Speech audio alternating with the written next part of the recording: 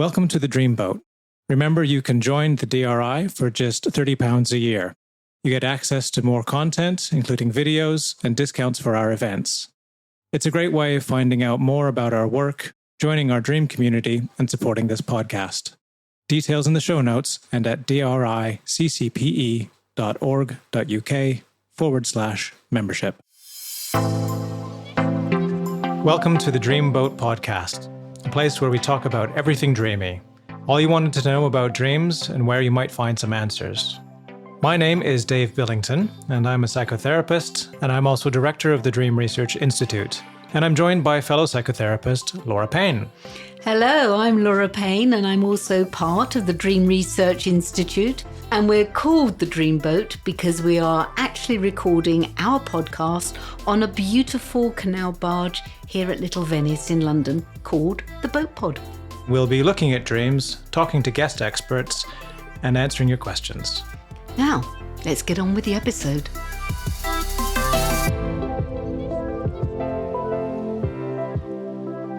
I know we often mention the 2010 film Inception starring Leonardo DiCaprio when we discuss lucid dreaming, but it's a powerful dramatization of dream consciousness.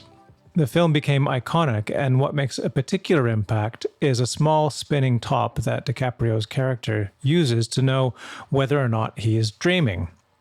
It's an adaptation of techniques that many masters of lucid dreaming employ to trigger awareness in their dreams. The top is a dream talisman, and there's a deeper history to the use of these types of objects. And we're joined today by Ryan Hurd, who created his own dream talisman and who's researched and written extensively about them. And on dreaming generally. We're thrilled to have Ryan on board as part of our regular feature on lucid dreaming. There's so much we can chat about with you, Ryan, but I should say first that you've been a dream researcher for many years and run the Dream Studies organization. You lecture at the National University of California and the University for Peace in Costa Rica. And you've written several books, including Lucid Talisman, Forgotten Lore, and have a special interest in a term that you've called lucid nightmares, as well as looking at the nature of consciousness. Wow, it's amazing. Well, welcome, Ryan. Thank you so much for having me on your show. It's a delight to be with you today. We're really happy, and there's so much that we can possibly talk to you about. But I was interested in looking at some of your biographical information that you originally trained as an archaeologist, I believe, and then retrained as a dream researcher. And I was wondering if you could tell us a little bit about that journey, and is there a relationship between those two fields? Yeah, it is a little odd, isn't it? The way I think about it is that they're both digging up rich treasures. What I discovered, though, is that dream work is better for my back. And so I got out of the field before I did any permanent damage, because in the United States anyway, archaeologists dig their own trenches. So yeah, I did. I trained as an archaeologist, and in the United States, that's under the rubric of anthropology, and so there's a lot of cultural that goes along with that. And it's nuanced and it's social, because whenever you excavate something in the United States, there are living representatives. There are Native Americans who have a say and monitor and are very interested in what happens and help tell the stories about what happens. And so I found it to be such a fascinating way of deepening my sense of place and understanding my own sense of belonging, and also lack of belonging as being part of, of colonization, and developing identity throughout all of that process. And of course, it was so much fun, and I got to travel in my 20s and all of that. But even when I was doing archaeology, in the cultural resource management field, I was having lots of dreams, passionate, lucid dreams, ecstatic dreams, and nightmares. And I realized I needed training. I needed grounding. I needed to develop this before it eats me, right? And so that's when I made the transition into studying dreamwork. And that anthropological view of things, has that influenced how you research dreams or how you look at dreams? Absolutely. I mean, I see myself as an anthropologist. I feel like in my dreams, in my more lucid dreams, I feel like an anthropologist in which I'm observing as well as participating as I must. I'm a participant observer in my dreams. And that little bit of a witness, adds some layers to the experience. Things are emerging. I'm part of this. And yet there's also a comparison going on. And that's sort of what lucidity has that bit about too, is that, oh, I'm in a dream and yet I'm also not of this place simultaneously. How can I hold that balance in a way that's respectful and sustainable? Oh, it's fascinating, and you've written extensively about lucid dreaming, and I've read interviews you've done, including with Robert Waggoner, who was a previous guest of ours as well.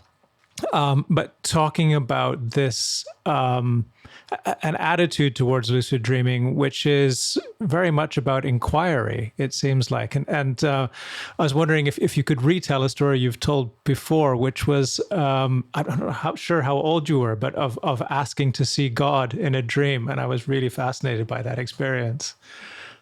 Yeah, for sure. And so, like many young adults, I was having a lot of ecstatic, lucid dreams that I knew that I was dreaming. And I thought I was on the fast path to enlightenment.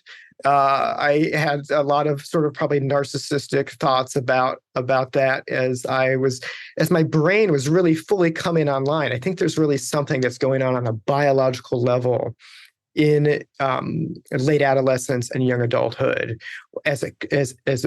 We're natural dreamers at this stage, especially if we're encouraged and we have folks that can show us larger paradigms. And thankfully, there was a few books at that time that were out to give me some of that perspective. And of course, Stephen LaBerge's book was one of them.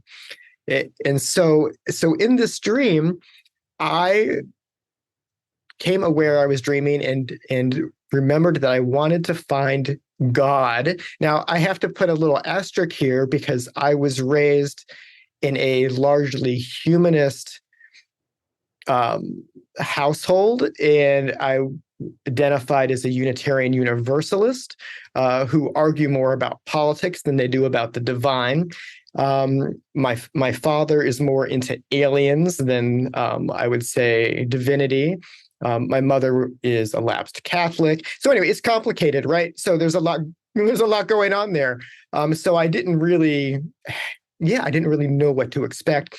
So I in the dream, I say, I'm going to find God. And I sort of blast off into the sky, flying up into the heavens. And there before me, as I remember it, is a fluffy white cloud and an old bearded man sitting on a cloud. And he's above me and he leans down and he looks at me and he says, ha, and just this exuberant gotcha laugh. And that's it. And I wake up.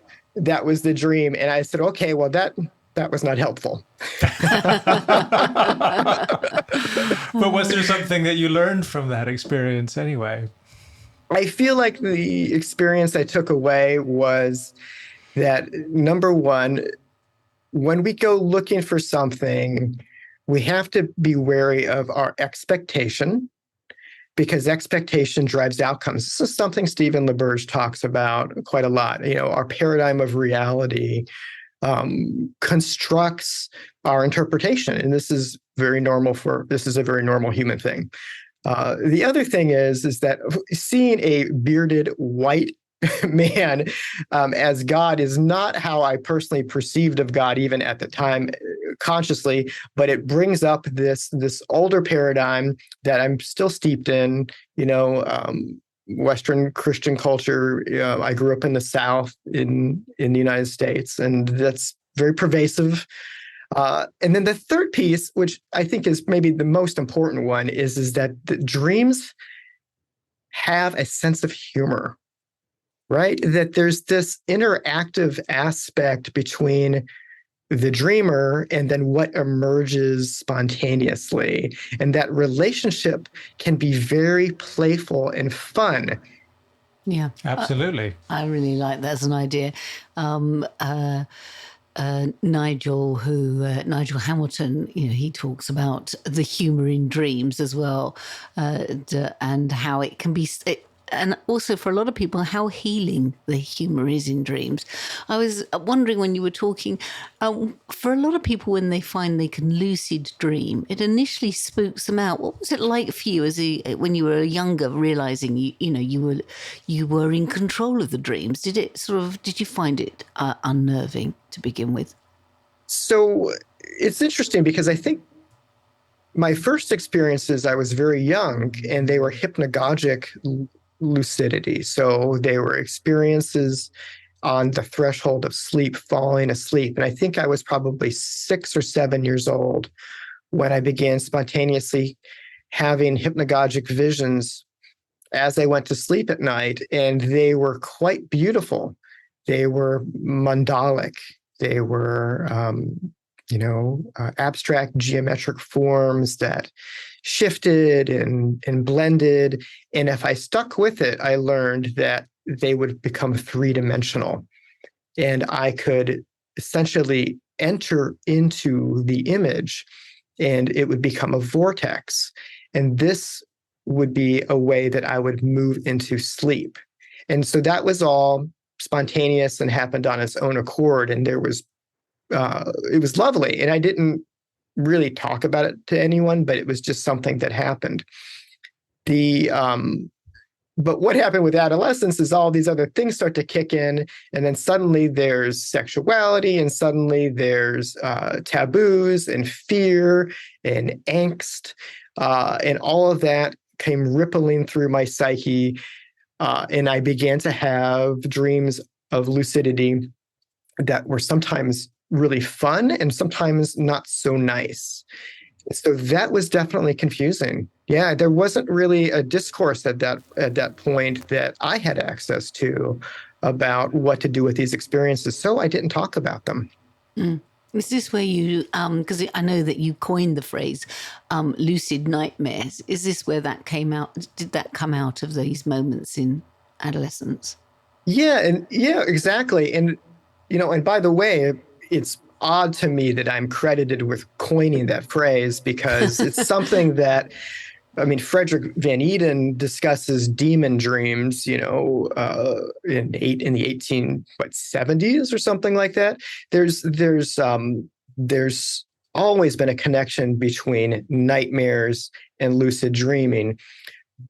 But nobody had ever put those words together in a particular way. And so anyway, I just say that with a grain of salt, like, yeah, I coined it, but no, like, this is part of the culture of lucidity is that it's a full spectrum state of awareness that includes the terror and the bliss, right?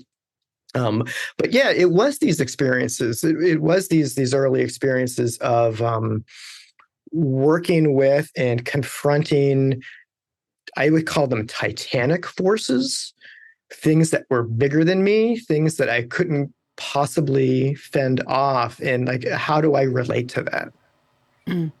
And the forces were while you were lucid, so you felt something stronger outside of yourself. How would you describe it?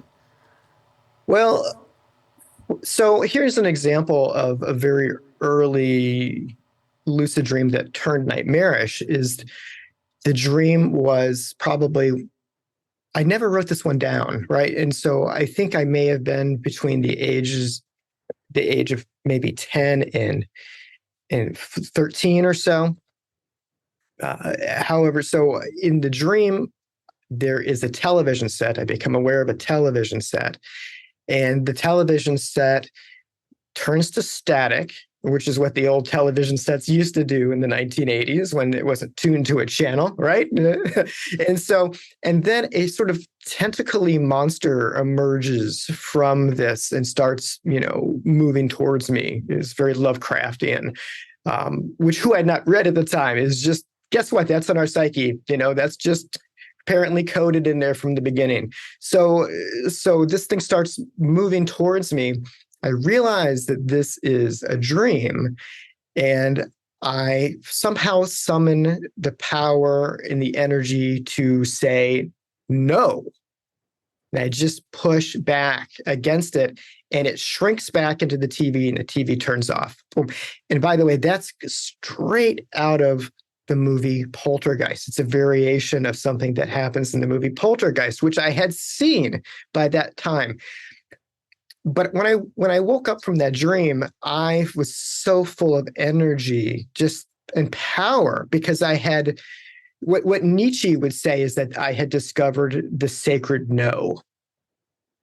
Right. And so this is a core existential, foundational moment of I can push back and make space for myself. And so yeah, they were terrible. And at the other time, there's how, what comes out of these dreams is often empowerment. Yeah. That sounds such a powerful experience, and something that you can really learn from. I'm wondering, I don't know where we are in sort of your personal timeline, but how did the lucid talismans come out, the dream talismans come about? Because that seems like something, again, that it's a tool, it's something you can use. It's a method. I'm just wondering if you can tell us a little bit about how it came about. Yes, particularly if there's any relationship with Inception, because obviously with the minute, I was talking to people about that I was going to interview you, and everyone, that's the first thing people say is, oh my gosh, like the spinning top in Inception. Yeah, that's right. And so that movie, of course, inspired me to think about an object that we can use in this way, an object that traverses the worlds, right? And so when Leonardo DiCaprio spins that top, he has a liminal object in his hand. It's an object that exists, in multiple planes. It comes through, and it's because he has powered it up to give it this sort of magical ability. It's his. He calls it a totem, right? Which has both Latin and Native American, grounding as a personal object of power. So I was influenced by that for sure. And folks have been making lucid dreaming coins for quite some time. I saw some image maybe on eBay of this bronze one from the 1980s, and maybe Stephen LaBerge was involved with this. I'm not really sure, but it says, "Am I dreaming?" It looks like a video game token, right? Yeah. So they've been around for a while, and the idea of these things is that you hold it, you keep it, you in waking life, you read it, and it says, "Am I dreaming?" And you repeat this thought, it becomes a cognitive habit. And then perchance you'll have that thought in a dream, right? And it only works, of course, if you truly question a reality after you ask the question, right? Because if you just blow it off in waking life, you're like, of course I'm awake. You're going to do the same thing in a dream. That was Stephen LeBerg's big message as well, wasn't it? That you had to be able to, one of his exercises was you spend a week or 2 weeks questioning reality at every moment while you're awake. Absolutely right. And that came out of his dialogue with Paul Foley, the German Gestalt psychologist. And so that's really Foley's. And Foley actually might have gotten it from Ouspensky. I'm still trying to dig out kind of where these things have come from. There's some really interesting cross-cultural, East-West stuff happening with this concept of like, is this a dream? Right? It's so profound. And so in any case, I've always been into coins. I mean, I'm an ex-archaeologist. It's not really, I had a coin collection as a kid. I still have it, And a friend of mine makes coins for a living, and he approached me and said, "Hey, do you want to make a dream coin?" And I immediately was like, "Yes." And it has to be a lucid dreaming coin, and it has to say this. And I just immediately like started spinning off into what this coin could be, and we designed it together. And this is Lee Adams, who's been a friend and an ally for 10 years now, who's also a lucid dreaming instructor in his own right. And so Lee, we got artists together that helped us conceptualize it, and we minted about 50 of these original coins that we just handed out to friends, right? We just handed out to friends and family, and it was just like, here's the instructions, use it, hold it, kind of put some intentionality into it. Let's see what happens. And the results were really positive. Basically, folks just were saying, "Oh my gosh, number one, I'm remembering more dreams." Like, so the baseline dream recall was bumping up almost immediately. Not too surprising, right? But then on top of that, people did report having some lucid dreams. And early on, I think it was within 2 weeks, a friend of mine said, I had a lucid dream with the coin. Like, the coin was in the lucid dream. And I said, "Oh, well, I didn't expect that. That's interesting." So the coin made it through. The coin's a liminal object. And then I kind of, this is it. Like, this. So that's it. That was 10 years ago. And we've been producing these ever since. And they go all over the world. And they're just such a wonderful way of concretizing our intentions, reminding us to ask ourselves about the nature of reality. And of course, they can help us in other ways too, such as with grounding, staying in the moment, especially if you have, an anxious temperament like I do. You're standing in line for coffee, social anxiety, waiting. I put my hands in my pockets. There's my talisman. I make contact with it.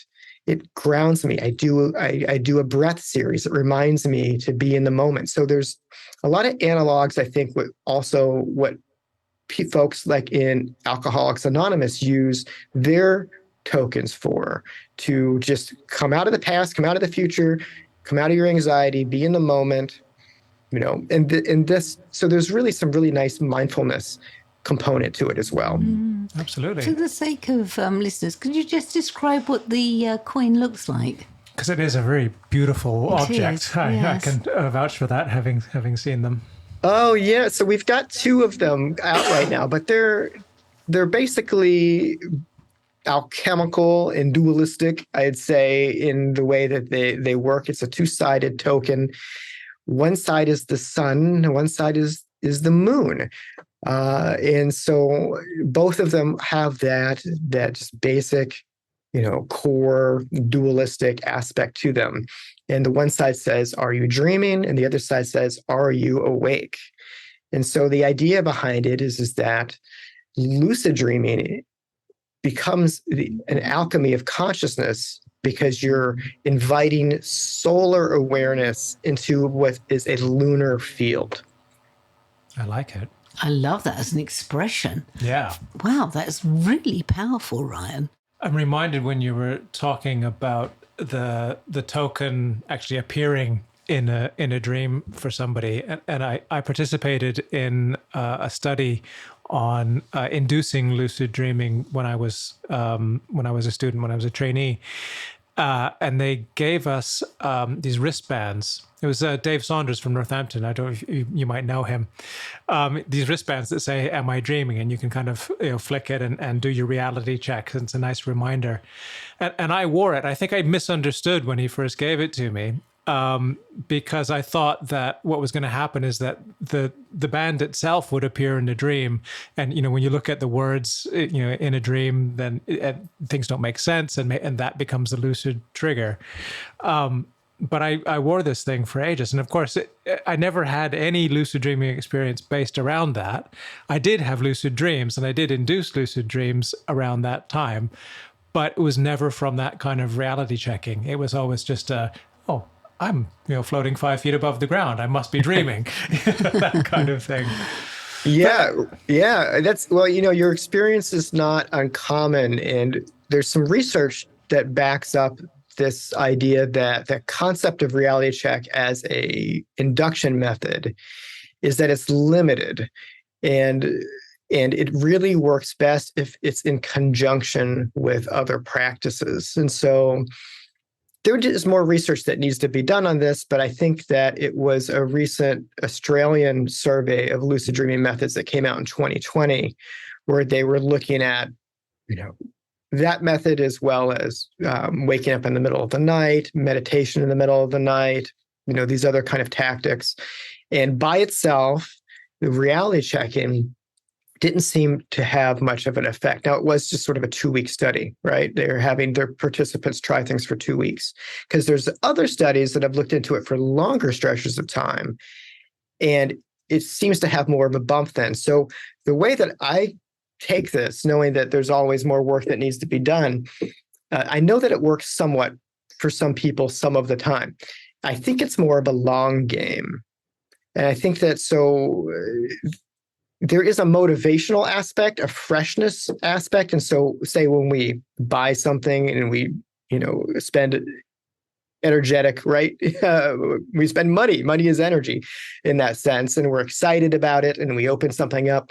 That can be a bump, whether it's a new book or a part of a class or a new community, as well as you add that to this cognitive method. You can have an initial bump, but then things might flatline for a bit. But I think it's on the back end that reality checking begins to shine again. And so multiple methods for lucid dreaming is really the way to go in general, is to cluster a couple of practices together and test it, do it for a few weeks and see what comes. And this is how I teach lucid dreaming induction. It was going to be one of my next questions, actually, because when we talk about lucid dreaming, the first sort of question that you tend to get is, what methods do you use? Because obviously everybody has their preferred technique for trying, as you say, to induce lucidity.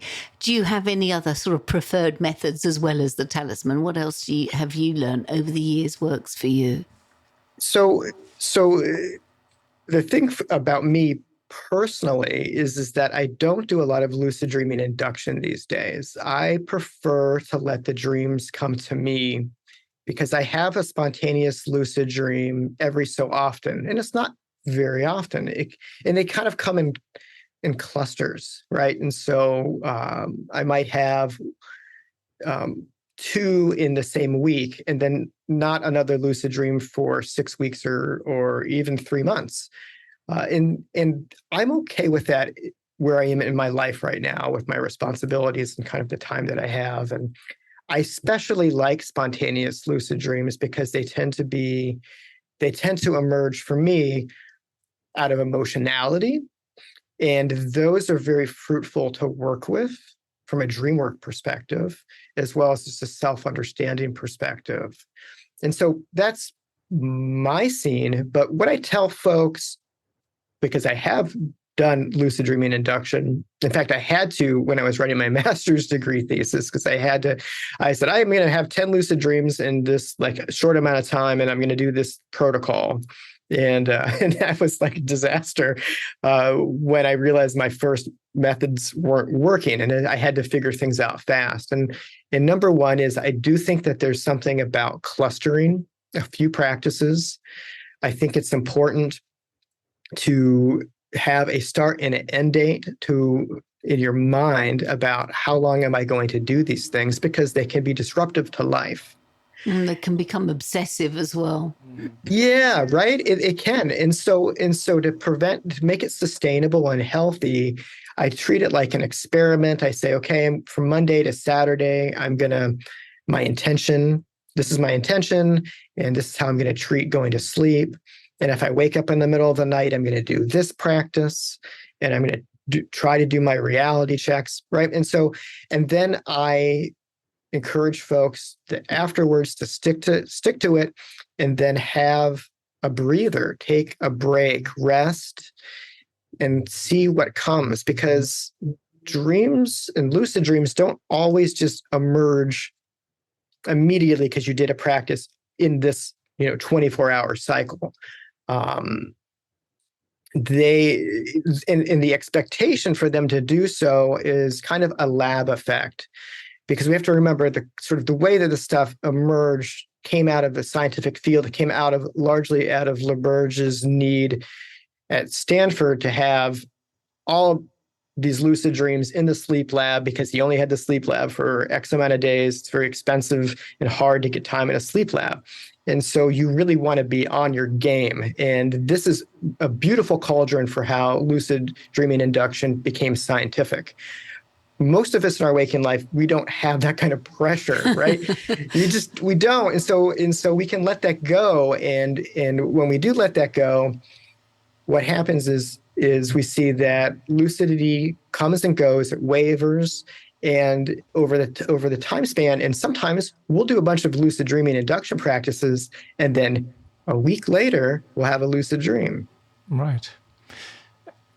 Right. And so that's the big picture for me, is just to kind of take it more, or what I would say, organically, in a way that's sustainable, that works with your life, and in a way that also that you can measure and see what actually worked, because there's so much, of course, misinformation and stuff about practices that may or may not work. We just don't know, because folks aren't isolating the variables. And I don't know a lot about the history on this, but my impression is that lucid dreaming emerged as a method and as a state of consciousness in spiritual traditions like the Tibetan tradition. So people who were working with changing their consciousness discovered that lucidity was an aspect of that, or maybe a byproduct of that. And there's the whole idea of the Tibetan dream yoga. So I'm wondering about the difference between that it's an outcome of transforming your consciousness, and then the difference of working with lucidity, inducing lucidity, and then transforming consciousness from that perspective. Because you've talked about this in the context of dreaming as a spiritual practice as well. Yeah, thanks for bringing that up. That flip that you mentioned is really important. And one of the people who first articulated that to me, and I think in the literature, is Beverly d'Urso. And she coined in a modern way this phrase, lucid living. And it, for d'Urso, lucidity is an aspect of and a fruit of, mindfulness, of living, with self-awareness, of accepting yourself as you are, these basically Buddhist practices as well. And lucid dreaming, right, emerges out of that foundation. And so there's not a hyper focus on, I'm going to have a lucid dream and I'm going to, do this, but rather this becomes a place for the larger work to emerge and unfold. That's a really important flip for I would say, spiritual psychology. And right, yeah, the history there is so deep, and probably much deeper than we realize, because it's esoteric. This is the secret, right? This is the stuff. And so there's, it's happening today in branches of mystical Christianity and in Sufism, in yoga nidra. It's happening in monasteries all around the world right now, where monks and practitioners are praying together all day long, and then they're dreaming as they meditate, they're dreaming as they sleep, they're praying in their dreams, and it's all becoming, right, this is all happening around the world right now. It's a living practice that's wonderful to think about, because I really kind of calms me down when I think about all of that wonderful esoteric lucidity that's happening right now, that's based in prayer and loving kindness and discernment. Absolutely. Yeah. You reminded me as well of, I think it was Scott Sparrow, who wrote about not just dreaming in meditation, but meditation in dreaming, going into a lucid dream. And when that happens, sitting down on the ground and beginning to meditate within that space and what comes from that, which is quite a mystical perspective to bring into that experience. Right, that's it. And there's some Sufi practices that go back hundreds of years that are based on some of these ideas too. And yeah, I would recommend trying that, in your next lucid dream. Try it. Try sitting down, number one. It's very interesting to ground yourself rather than, lucid dreaming can be very flighty. Yes, literally. Right. And so what is that like from a psychological perspective? Just like notice the urge to float away somewhere. Yeah. Mm-hmm. Yeah. So what happens when we ground, and when we sit? And for me, what happens is that I move into those void-like spaces, right? That Melinda Powell talks about, that Claire Johnson talks about, that is talked about in the mystical literature, where we move into spacious, places that are so much bigger than us, and there is a whole diversity of experiences that occur there, but it's a whole nother realm. It's the third realm. There we go. Well, it's absolutely fascinating, and Ryan, I mean, we could talk about this all day, and maybe we'll have a chance to at some point. But I think it's time now for our Dream of the Week segment. And I think you said you had a dream that you'd be willing to share. Yeah, I do. I chose a dream that was somewhat fresh for me, and what's interesting about this dream is that it's part of a series, and so it answers a dream that I had, or not answers, but it's the second part of this dream that I had 3 months before then. Okay. This dream is titled "The Basement and the Foundation Are Repaired." In the dream, I go down into the basement of the building that I'm living in. It doesn't resemble my house in waking life. I'm holding Thomas in my arms. He's my 6-year-old. In the dream, he is an infant. To my surprise and delight, there are workers repairing the foundation. There had been a huge hole previously along the side of the wall, and here are lots of workers everywhere. I'm elated at this. And I look around and I notice that the basement is actually huge. It's a vaulted space, and there's light streaming in from windows along the top. And this basement is shared with other tenants. And I feel like my home is a part of this larger sort of community structure. End of dream. Wow. Gorgeous. Absolutely gorgeous. I love how the dream just echoes the last thing you just said about this third realm of a wider space, and the basement seems to encapsulate that in some way.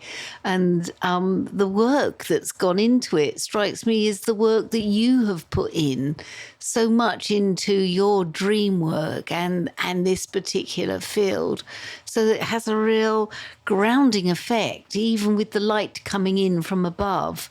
It's not an ascending dream, is it?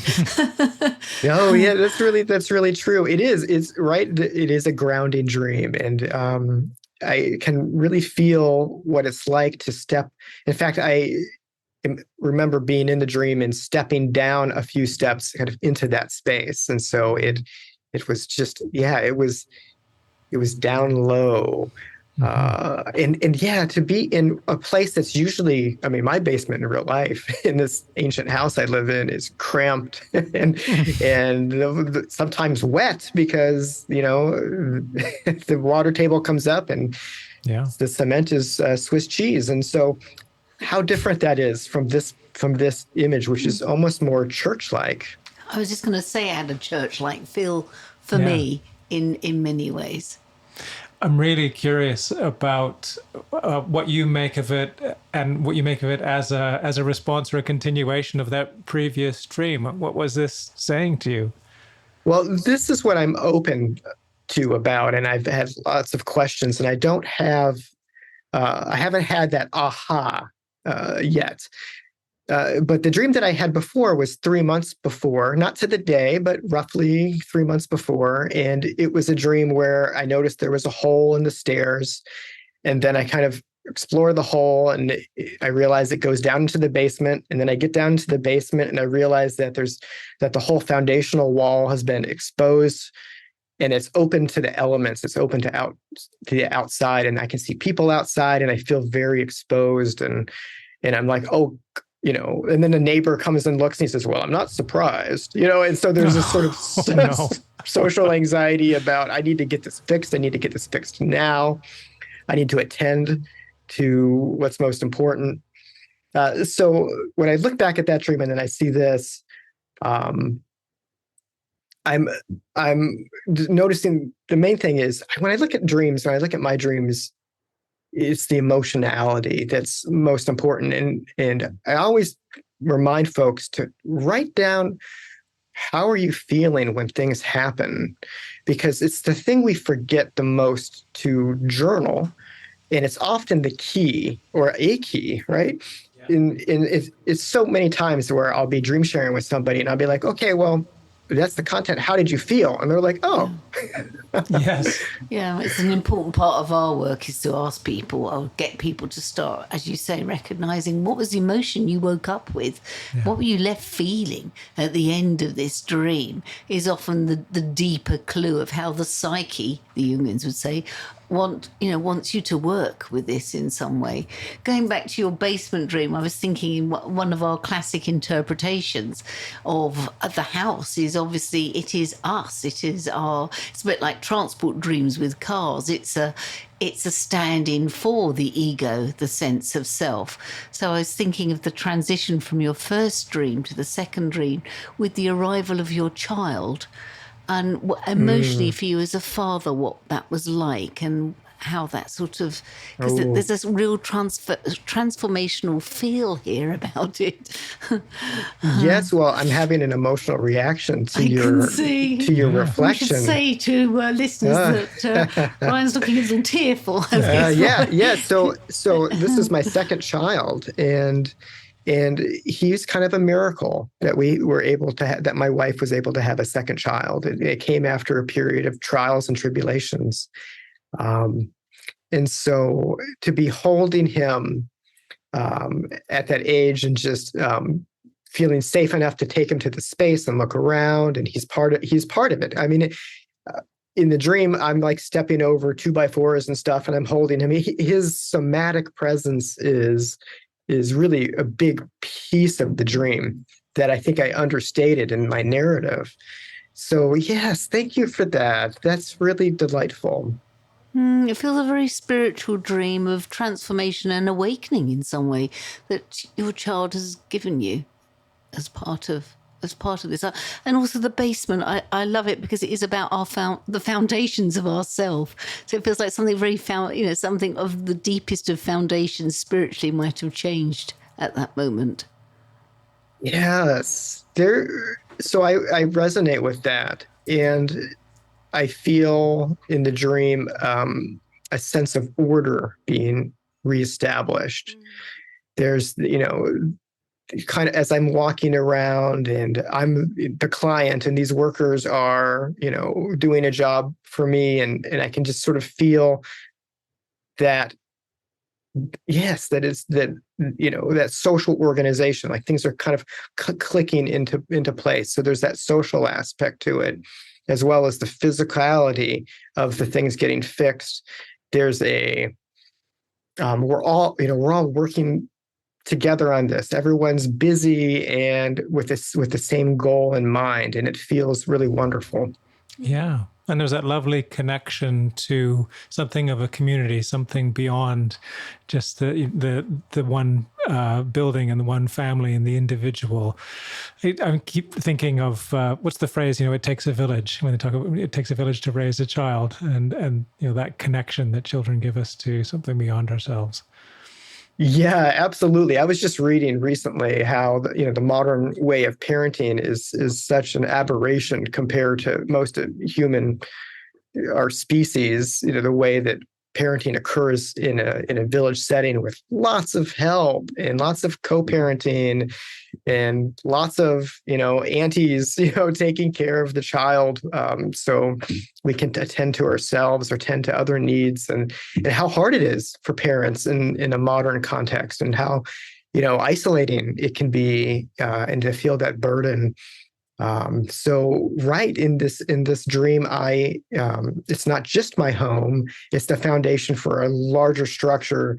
An entire community is being fixed, and that light coming through, just adding this vaulted sort of church-like feel to it. It does have that spiritual air that it is about community and spirituality.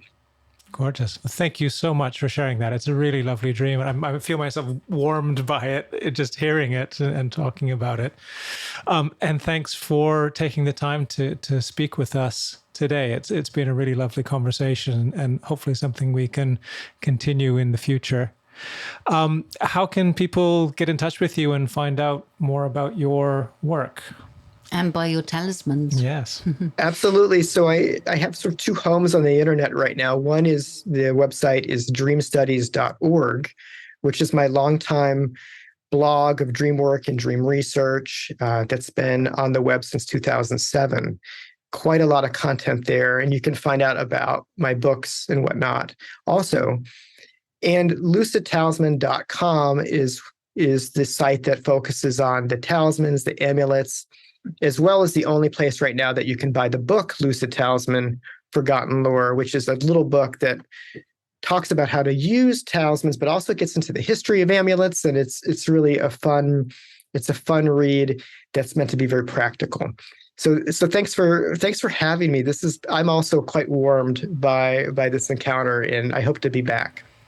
Great. Thank you so much. Thank you. Thank you for being with us today. And please do check out Ryan's website. It's an amazing resource. I can really vouch for that. There's so much on there. And that's all from us. So keep dreaming and keep sharing your dreams.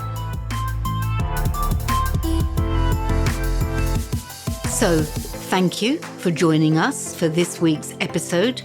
Don't forget to like us and leave comments on your favourite podcast platform. As I'm sure you know, that's the way we build an audience for the Dreamboat podcast, and also to spread news about dreaming. And as we said, there are many ways you can share your dreams at the DRI, the Dream Research Institute. Yes, we have courses, events, and workshops, and we want to hear from you. So check out the show notes for links, or find us on Instagram and on our Facebook page and on our website at driccpe.org.uk. And if you want to explore your dreams further, or you would like to support us, you can join the DRI as a member for just £30 a year. As a member, you will get discounts for all of our events and short courses. You'll get our newsletter with latest dream research news, and we'll also be adding other special member benefits during the year. Of course, members' dreams will always be given preference for reading on the podcast Dream of the Week slot. So go to the link on the show notes and become a DRI member today. Keep dreaming and keep sharing your dreams.